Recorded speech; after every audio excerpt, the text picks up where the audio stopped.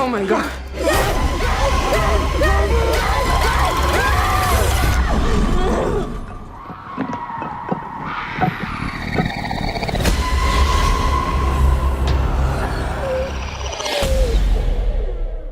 Michael and Danny, thank you so much, and welcome to the For Your Reference podcast. Oh, we're Thanks very so honored much. to be here. Let's get it.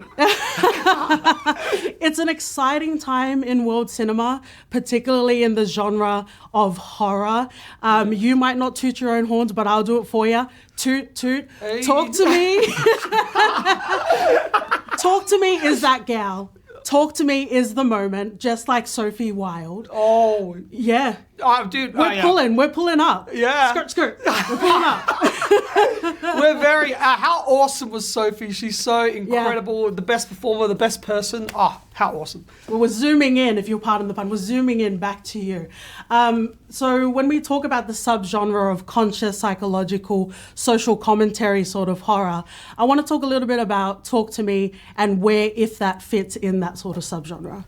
Yeah. Which subgenre specifically, sorry, of the... Like psychological, social commentary. It's all got to do with like, even the phrases that the hand says, like, talk to me, I'm lonely and broken. I just need someone to talk to, and I let you in, even if you're bad for me, whether it's drugs or alcohol or sex. Like, I'm letting you into my life. I'm letting you into my body.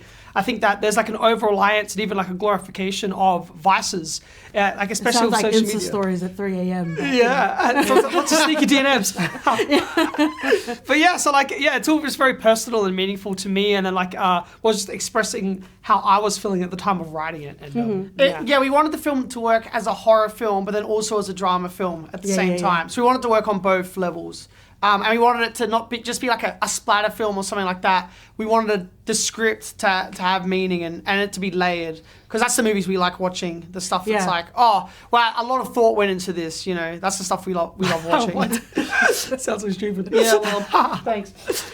I want to talk a little bit about the tone. Like, horror is so expansive and you can play a lot in that sort of space. You have the serious sort of films, Hereditary. Also, shout out to Babadook as well. He worked on the Babadook. I do my homework. And then you also have the really camp sort of horror, like Jason X. Yeah. Shout out to your beanie. Hey. And my personal favorite, Seed of Chucky. So I want to talk a little bit about distilling. Chucky! Oh my god, is that the one with his son? Glenn? Guess again, Daddy. Glenda? That's my name. Don't you wear it out. Get in there. Yeah, Oh yeah. my Glenn gosh, and Glenda. then he had a kid. That's right. Oh, how awesome. yeah. Before its time as well. It was like a non-binary puppet. Yeah, absolutely. Yeah, oh my god, that movie was awesome. I love City Chucky. Yeah, that was I wish we had the time. I really wish we had the time. But can we distill the tone of what you were looking for in Talk to Me? Yeah, we love it when films are brave enough to like jump around between tones. Like we love Korean cinema and Bong Joon-ho and Memories of Murder is our favorite film. And the way that it like balances different tones, whether it's comedy and drama and even suspense and horror in that film, we're really inspired by that. And we didn't want our film to just be like one note. We wanted it to be like, there's horror in there, there's comedy in there, the drama's in there. We wanted to be able to have the freedom to jump. Because that's what life isn't just one emotion, Yeah. Life isn't just scary or just funny or just sad. It's a balance of everything. And We're laughing, we're crying, exactly. we're having a good time. Yeah. And that's the good thing, like about like say Bong Joon-ho, like he gets you on side with the characters because you like them so much and they're funny. It's like making relatable characters. So then when the bad stuff does happen, you're on side with them more. That's what we were trying to do. We're trying to balanced genre. That's what we're attempting to do. This guy, useless. Sorry. This is you can also insult me too. We're part of the family. Yeah, wow.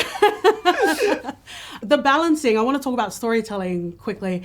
There's a sort of going and committing and going, if you'll pardon my language, full balls to the wall, or also refraining a character for a higher sort of impact. How was it balancing that? Yeah. Well, we like shot some of the more extreme stuff even more extremely, and then we peeled it back in the edit. Yeah. So there's like one scene where like a character goes to hell, and that scene used to go for like 2.5 minutes, and we cut it down to 20 seconds because it felt like it got too crazy and it was a bit like off-putting, or it felt exploitative, or it felt like a shock horror for just shock horror sake.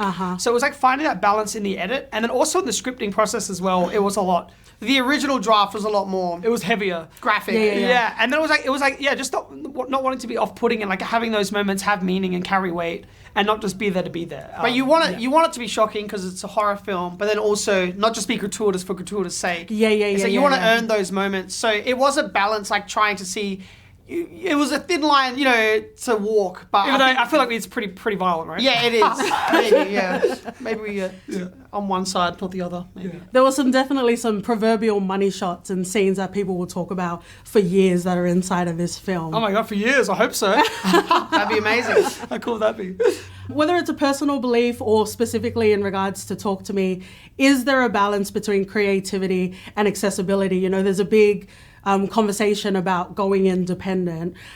Is it giving them that Hansel and Gretel sort of crumbs along the way, or is it just letting it open for interpretation? Yeah, we love everything to be open for interpretation, and there's so many meanings, so many different parts of it, aspects of it that we just want people to be able to interpret it. Although, like in some interviews, we start talking too much about what it means to us personally, but like we like for it to be open and mean whatever it's going to mean to anyone.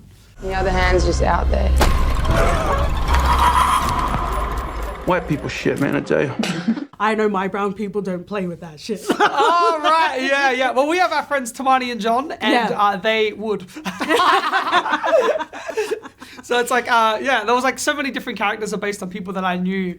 And there was like our friend's older sister Nellie, who like really like raised us and like helped us grow up and like pushed I us. saw it. That's such a gorgeous video. I cried 3 times, by the way. Oh, did you really? Oh, wow. Yeah. It meant a lot to us as well. That was capturing our Sundance experience. But it just felt like a dream that Nelly, who like raised us and like helped steer us to filmmaking and not the other side, which was like the wrestling and like beating the crap out of each other. Yeah, she really helped us, and she always spoke about Sundance. So the fact that she lived there and we hadn't seen her for 10 years, and then we were able to see her at the premiere, it was awesome. Unbelievable. But even she said, why would anyone do the hand? Well, there you go. There's that brown connection. Yeah. But when we come up, we all come up together, and it's such a gorgeous, beautiful moment. I want to thank you so much for your time and wrap up with our final question. We finish our reviews with a recommendation. So what would you pair with Talk to Me as a double feature? Oh, it's a good question. Let Me In. What's that? Nice. What movie is that? Oh, Let the Right One In, you mean? No, what was the American version? It's Let Me In, right? Oh, Let Me In. Is it? I think Let the Right One In is better. Actually, they're both really good. Sorry, yes, I agree. Let the Right One In or Let Me In? If only just for title's sake. Talk to Me, let the right one in or Let Me In. Stop talking. No, it's good. We'll send it to Bruno Mars. It sounds like an R&B song. That's Yeah. really All right. We're onto something here, then. Come on. Yeah. Well, thank you so much for your time. Thank you so much. Cheers. Thank you. Nice meeting you.